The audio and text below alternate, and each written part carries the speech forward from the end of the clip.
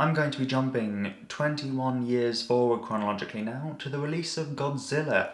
I'm going to be pronouncing it that. I'm not a good person. I do not care.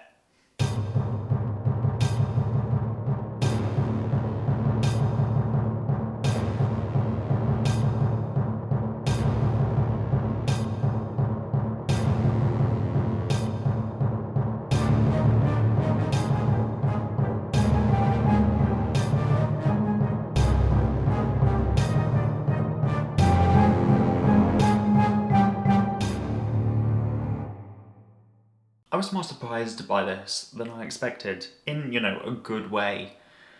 There's a lot of ambiguity here that I didn't really foresee going into it. I expected, Godzilla, he's atomic bombs, he's Hiroshima and Nagasaki, and that's all he is. But it's not as simple as that. Instead, the solution to the Godzilla problem kind of feels more like Hiroshima and Nagasaki than Godzilla does himself, which is kind of surprising. Godzilla is this creation of nature, whilst the oxygen destroyer, that's man-made, that's made of science, much like the bomb. Indeed, despite what, the news reporter says at the end, the destruction of Godzilla is a really somber affair, which is weird and surprising. You expect jubilation.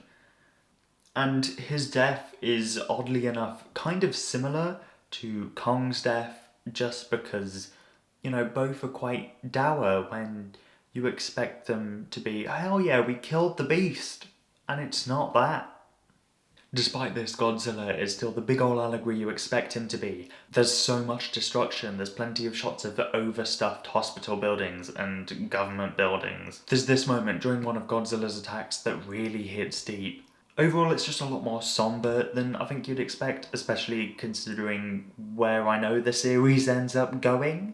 Overall, the look of the film is kind of interesting.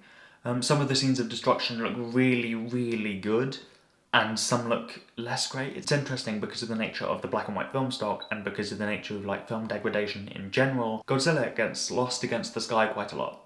And that's something I think works in the film's favour a lot of the time. You feel a lot more like an onlooker, being unable to see the full monster because you're just so small compared to him.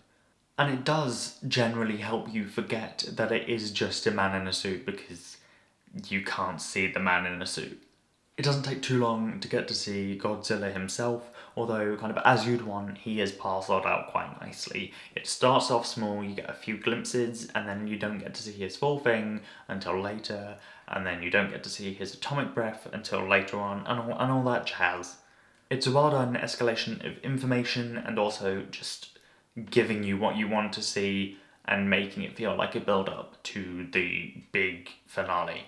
Much like King Kong, it doesn't take too long to wrap itself up, which is quite nice. It's also about 97 minutes long, which is, scientifically the perfect length for a movie, so you can't complain there.